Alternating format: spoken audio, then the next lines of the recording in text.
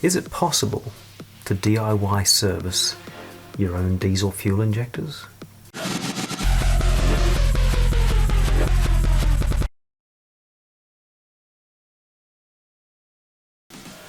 Hi, I'm Stephen and welcome to my channel, or welcome back to my channel. Today we look at what is involved in servicing your own diesel fuel injectors. Now this is a service you may want to do every 100,000 miles or 160,000 kilometers. Now there's two parts to this service.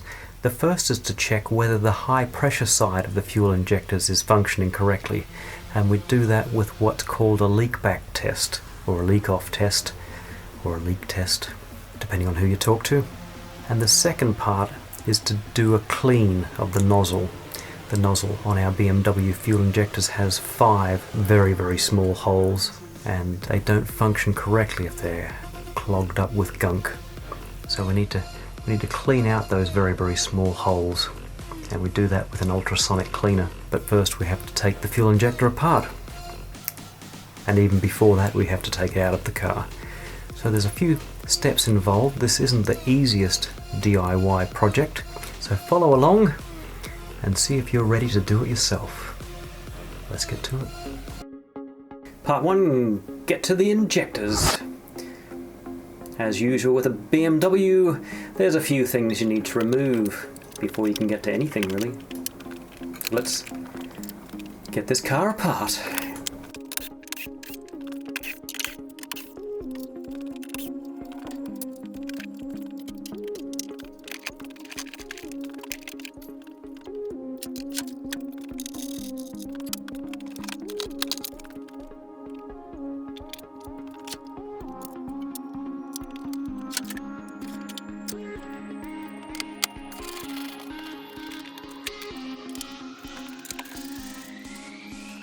Part 2, remove injector connectors. The first is the electrical connectors. They are a bit tight and they're almost vacuum sealed on, it seems. So press the little button down and give them a bit of persuasion with a plastic trim tool. Yes, we're dealing with injectors, so there's going to be leakage pretty much everywhere, so it's a good idea to get plenty of rag or paper towel out for this particular job. These little clips, you can take them off with a screwdriver or you can pull them off with the pliers. Either way works okay.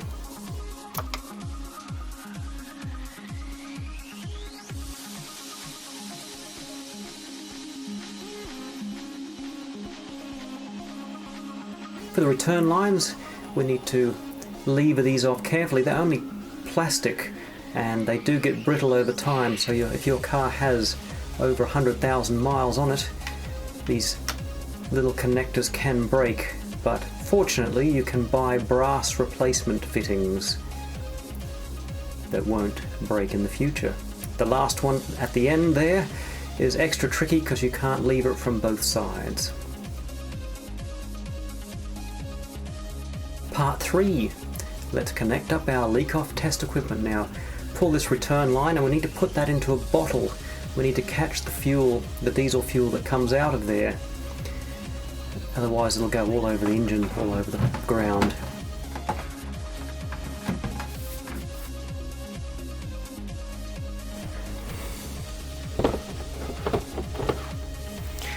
In this kit it's for a number of different injectors, but these are pre-configured for Bosch injectors. So these little ends will click straight in to the return at the top of each injector. So we just need to hang this up, connect this up, and then start the engine and see how we go. So we'll just do that. Okay, we'll make sure we put 1 to 1, etc.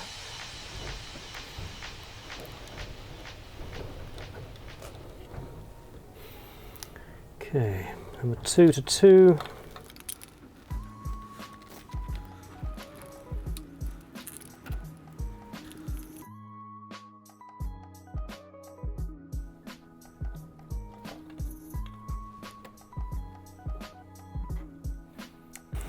For added security, we'll add the clips back on so we don't get anything spraying out everywhere. Yep, that's working well. We'll add the other clips.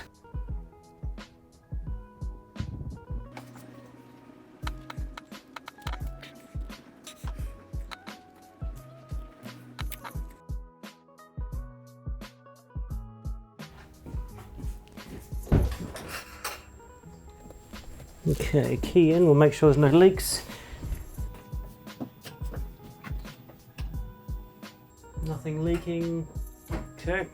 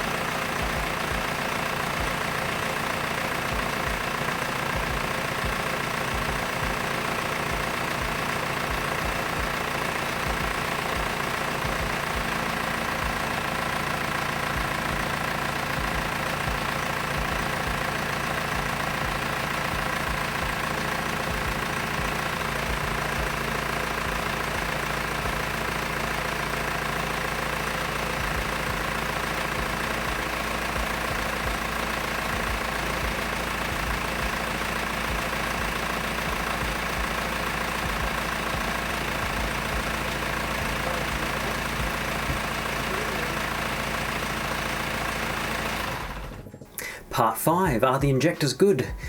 What we're looking for in this test is a great variance between the different vials. If one of them was 3 times as much as the others, we'd know we'd have a serious problem with that one injector, for example. And if they were all different by a great margin, that would also indicate a problem. But we ran this test for about 4 minutes, and we got 4 times 10 milliliters, 40 milliliters on the largest number 2 injector, and the rest were a little bit less, and that's perfectly good.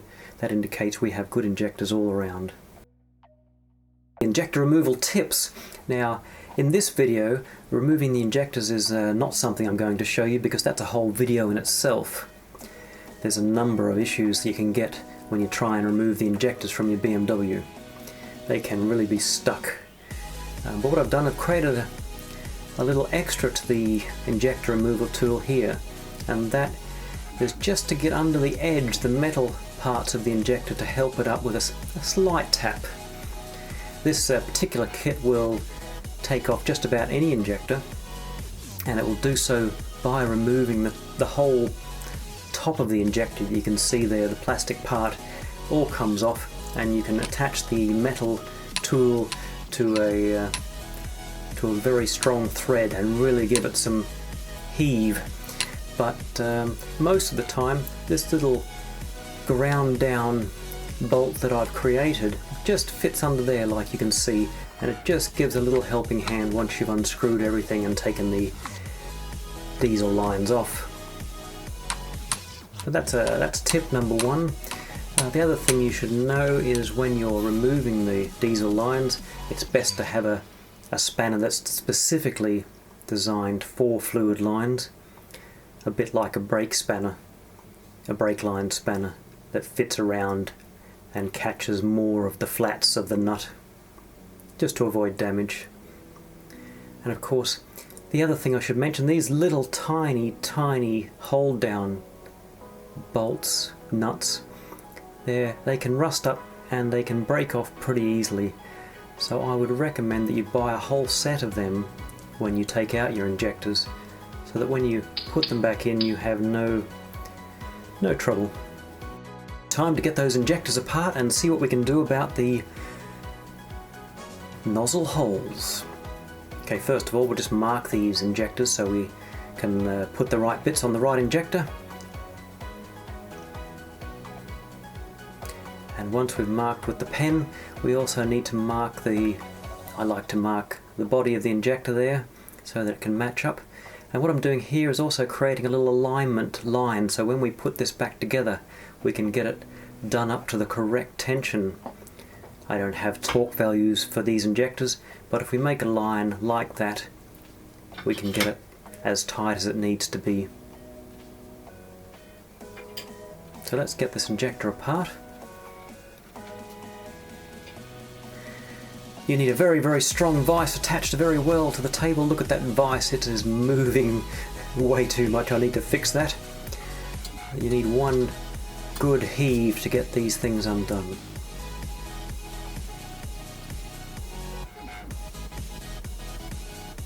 And let's start getting them apart. As you can see, a fair bit of carbon built up around the place. We need to clean all that off.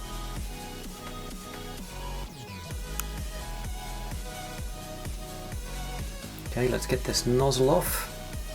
Now in this case the needle valve is stuck in the nozzle, so we'll need to tap that out in a second.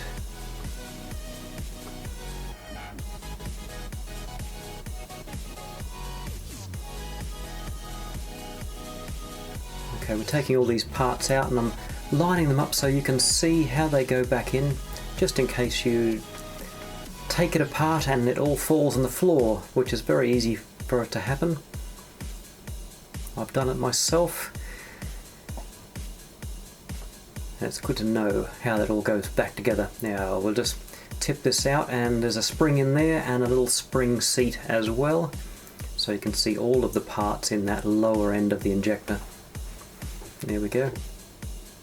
Now we'll just get that needle valve out there, bit of a tap, and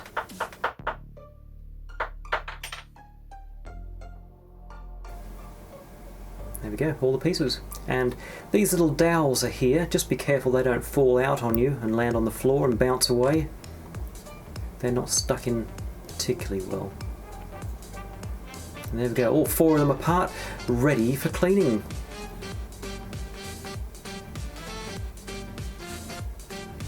Okay, part two. Let's have a quick look under the microscope.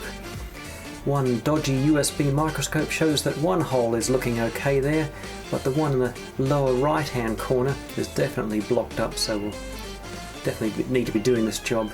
Okay, into the cleaning basket, into our ultrasonic cleaner, we'll put the nozzle, the brass washer, and the nozzle holding part there. We'll give them all a clean. In they go, 50 degrees, 30 minutes.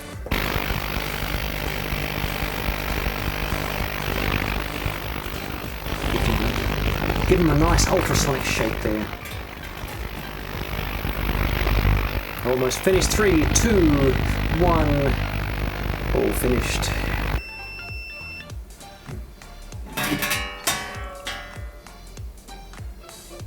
Okay, there they are, all laid out nice and clean.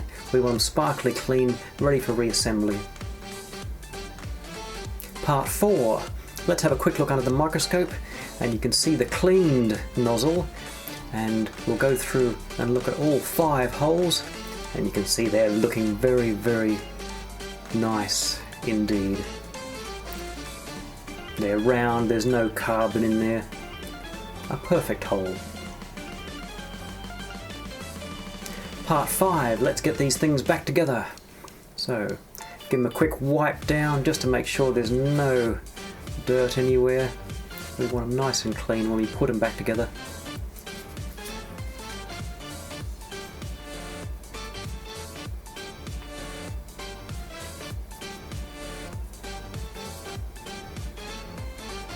Okay, back into the vise they go, and back together they go.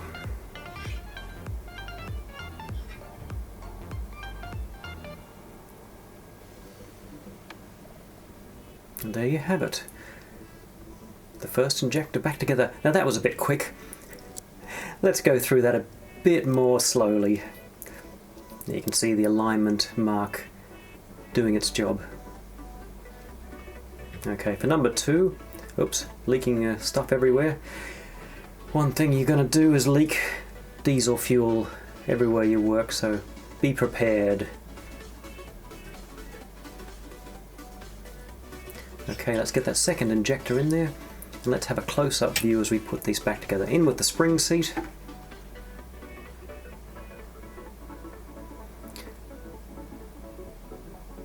In with the spring.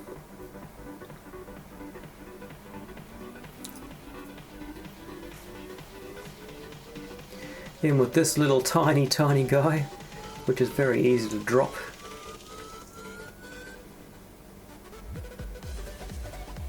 Okay, make sure you put this up the right way so that the needle valve can sit in the top, well, the top from this direction. Pop that over there. Now, if you think there's an easier way to do this, you will be correct in that, and we'll do a slightly different way for number 3, I should say. So put that needle valve in there, and the nozzle over the top. Make sure you line up those 3 holes, otherwise no fuel will get through. Okay. And I find it's good to hold it down at the top there like that, so that nothing bounces around or bounces out inside as you're doing it up.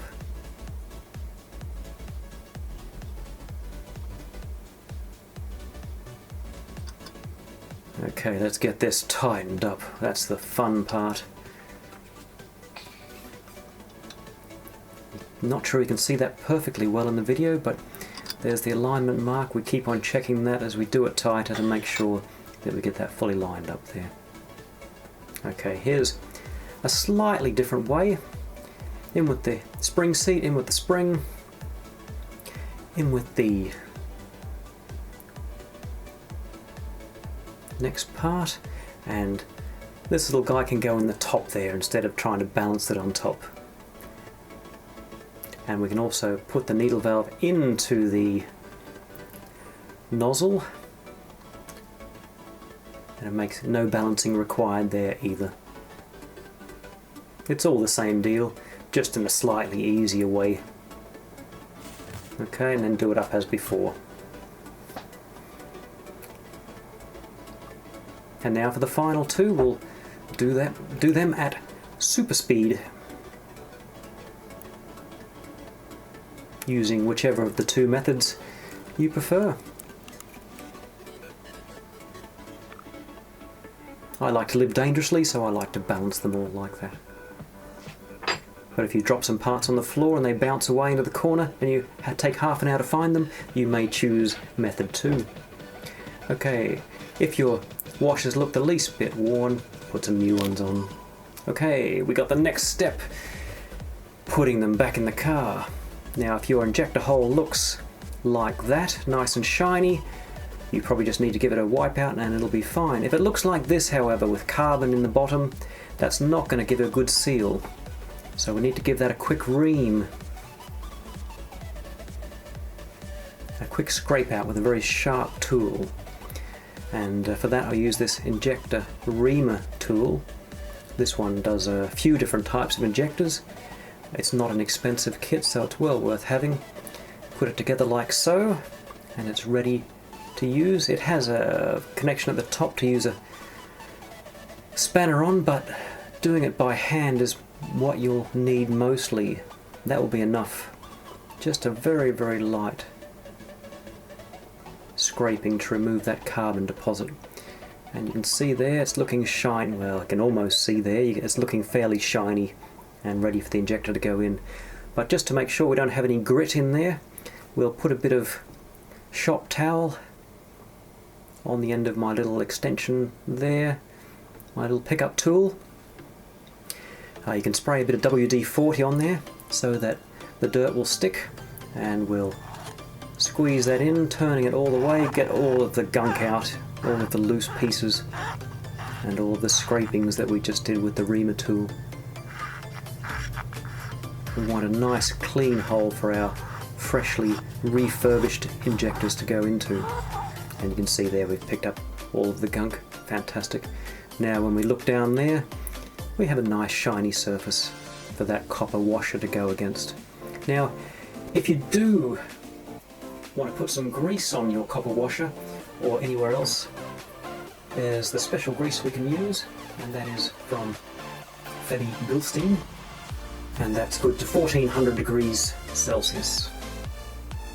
So it has no trouble. If you put normal grease in that injector hole, it will carbonize itself, and it may help to stick your injector in a way that you really don't want. So it pays to use the correct grease in that regard. And when you do seat your injector, just to make sure that it's sitting down in the hole perfectly, once you've connected everything up and you're ready to give it its final tighten, I always like to give it a good tap with a clean piece of wood and a hammer, just so I know that even if there is some piece of grit under the washer that I haven't managed to clean out, that it will not leave a gap, because the last thing you want to do is have a gap under the copper washer, which will then let carbon into that hole and lock in your injector forevermore. Are you ready for the challenge of doing your own fuel injector servicing? Let me know in the comments below. I'd be interested to hear. If you like this video, please give it a like, and if your friends would be interested, please share it with them. And of course, please hit that subscribe circle, that one, if you haven't already. That will help me make more videos like this. Until next time.